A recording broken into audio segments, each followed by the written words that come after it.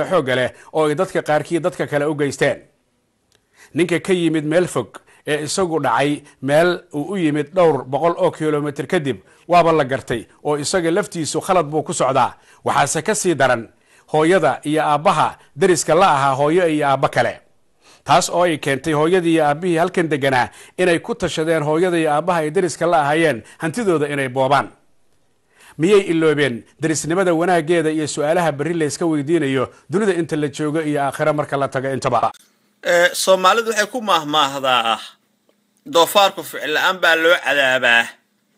waxayna doonta qasabtay inaan jawaab siiyo in aan u bixiyey nacas uu firiid dhalay naasa weyne, ninkaasoo ah ninka la yidhaahdo cagmadhige ee ka hadla telefishinka Universal. sida muuqataa gurbaankii colaadda ee aan lahaa dhowr iyo 40 sano kadib waa laga bogsoon doonaa ayaa dib loo tumayaa. inta aan se barnaamijka u gelin waxaan jeclahay inaan ku furo hadalkayga oo aan idhaahdo malaha Axmed Madoobe iyo Faroole labaduba ma ay joogin dagaaladii xadka iyo xawaaraha iyo nusqiyaamo.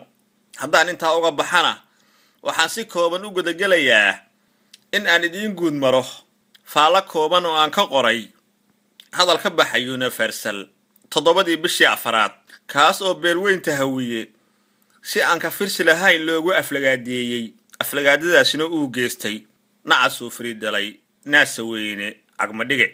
marnaba ma ihi kuwa ka soo horjeedaahay in dadku ay cabiraan fikradooda, maxaa yeelay xoriyatul qowlka waa qodobka qura ee aan ku dagaalamo. hase yeeshee waxaa la yaab iyo amakaag ila noqotay in ninka lagu magacaabahay cagmadhige uu si qaawan u caayay beelweynta hawiye, asagoo markaa ku bedelinaya caydaasna sandareero kooban oo uu ka qaatay kuwa la baxa sahal ama dad u dhashay reer Puntland. waa ceeb, waa yaxyax weeraha uu adeegsaday. kaba sii darana caawa barnaamijkiisa waxa uu ku dafaray ninka la yidhaahdo cagmadhige hadalkaasi ceebta aflagaadada ilhaanada ah ee uu beelweynta hawiye ugu gafay. weerihiisaasi waxaa ka mid ahaa dad baa ka soo duulay 700 kiiloomitir iyo 500 kiiloomitir, markaas ayay xamar yimaadeen oy xamar xoog ku qabsadeen oy gurihii billaqaysteen. kaba sii darna waxa uu yidhi kuwii la deganaa ayaa dadkii diriskooda halkii ka difaaci lahaayeen iyagana billaqadii wax ka galay oo gurihii billaqaystay. kuwa soo duulay miyuusan ula jeedin beelaha habalgidir, duduble, murusada iyo xawaale. kuwa dadka la degan boobase miyuusan ula jeedin beelweynta mudulood ama abgaal ismaan. xoogga leh oo ay dadka qaarkii dadka kale u geysteen. ninka ka yimid meel fog ee isagu dhacay meel uu u yimid dhowr boqol oo kiiloomitir kadib waaba la gartay oo isaga laftiisu khalad buu ku socdaa. waxaase ka sii daran hooyada iyo aabbaha deriska la ahaa hooyo iyo aabba kale, taas oo ay keentay hooyadii iyo aabbihii halkan deganaa inay ku tashadeen hooyada iyo aabbaha ay deriska la ahaayeen hantidooda inay boobaan. miyay iloobeen derisnimada wanaaggeeda iyo su'aalaha berri la iska weydiinayo dunida inta la joogo iyo aakhira marka la tago intaba. labadaas maysan ahayn kuwa cad oo muuqda oo aan la dafari karin. miyuusan ahayn nacasku inuu yahay pay as you go, telefoonada lacagta lagu shubto ee kadibna la iska tuuro. miyuu ahaa qodobkaasi qodob ethics journalismka iyo code of conductga la shaqeynayay. waxaan ogaa anigu cagmadhige oo islaamaha ka furta lacagta oo barnaamij been abuura la soo fariistay TV-ga oo inta qamiis soo gashto lacagahaas la aruursadana 40% intuu qaato kadibna qamri ku caba. isagoo weeraha afkiisa ay ka soo baxayaana uu ahaa kuwa mataqaanaa oo uga been sheegayo mataqaanaa masjidka iyo ceelka la qodaya.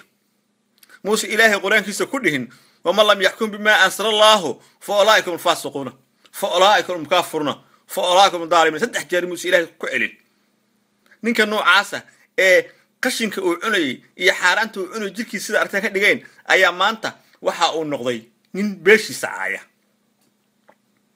oo loo adeegsada. laakiin dadku waxaysan ogeyn ninkaasi inuu dhalin haliyey ah oo lagu magacaabo Xaaji Axmed Sandheere Axyaa Wadani. ninkaas oo ahaa raggii gobonimada dalka gacan weyn ka soo geystay. laakiin waa iska caado waxa la yiraahdaa Friidi wuxuu dhiraa nacas. nacaskaasina waa ninka la yiraahdo cagmadhige.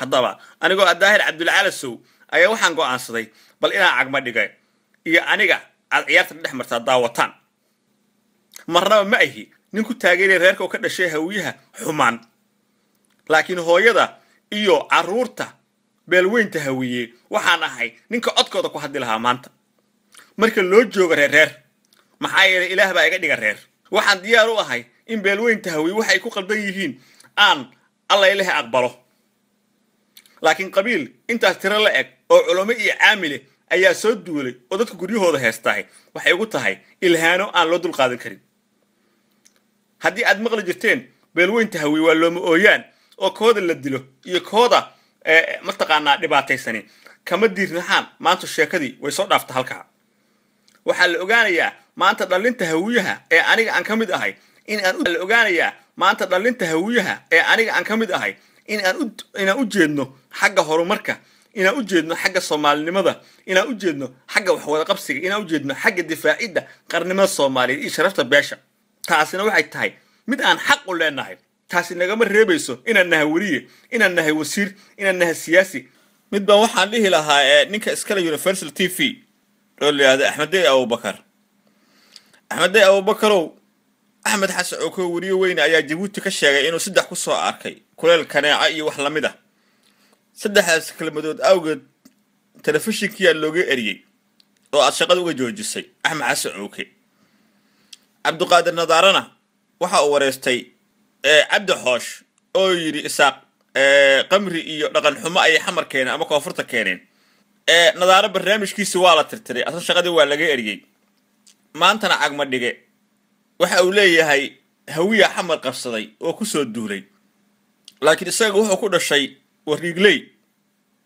waana nin hawiye ah oo habar gidira taasna waxay ka marqaati kacaysaa inaysan habar gidir ama hawiye ku soo duulin xamar ay xamar leeyihiin saas darteed aflagaadada ilhaanada uu geystay ninka la yidhaahdo cagma dhige waa mid ka daran tii nadaaro aad shaqada uga eriday oo uusan nadaaro markaas afkiisa ku hadlayn balse uu nin waraysanayay iyo tii cowke ee uu ku sheegay xaqiiqada waxa ka jira Jabuuti laakiin waxa noo muuqata maanta inaad hawiyaha quursatay oo u moodo inay ka dabaaqtami karin caayda iyo ilhaanada ka baxaysta telefishkaaga laakiin xaqiiqadu waxay tahay hawiyu ka dabaaqtamaya uuna ka jawaabi doonaa ilhaanada iyo caayda TV-ga laga caynaya hawiye